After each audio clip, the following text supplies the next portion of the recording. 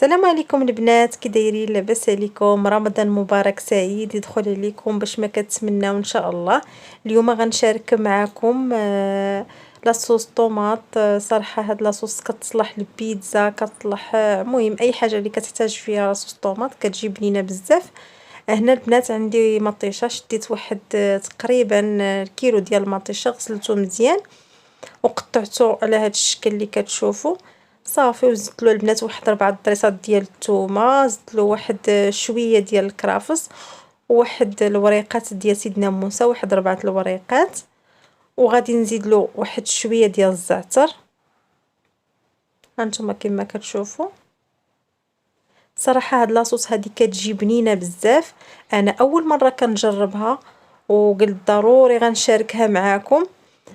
وجات بنينه البنات، صدقوني غتعجبكم في البيتزا، غير جربوها.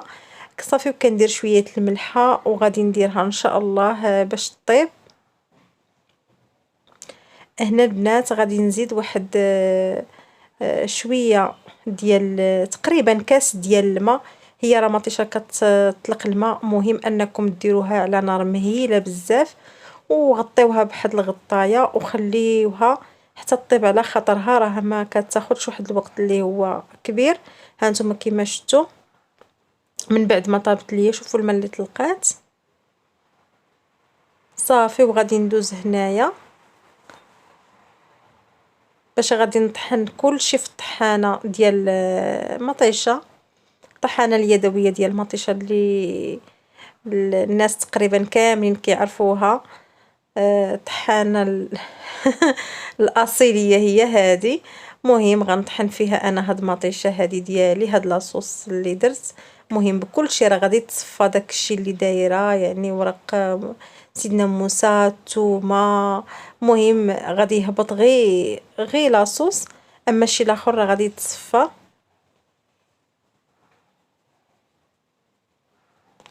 ومن بعد البنات ما غادي نطحنها، غنشارك معكم شنو غنزيد ليها من عطريه.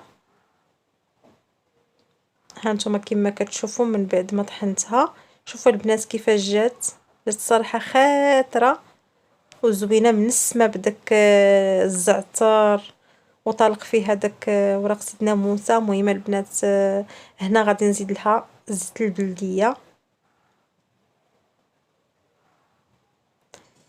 وغنزيد لها واحد المعلقه ديال التحميره، واحد شويه ديال الابزار، ومعلقه ديال لاصوص طوماط، يعني مطيشه ديال الحك.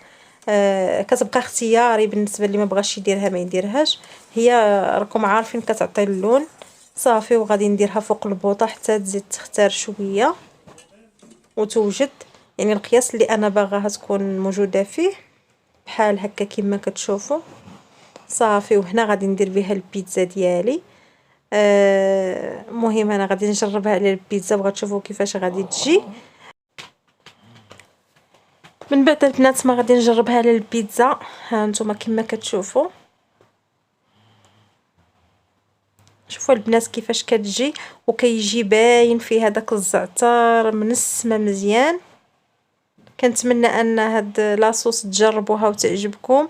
شكرا لكم بزاف، وما تنساونيش بالتعليق ديالكم الزوينه ولي لايك ديالكم. وفي فيديو جديد ان شاء الله من هنا لقدام غنبقى نحط لكم ان شاء الله فيديوهات اللي هما قصارين. شكرا لكم بزاف.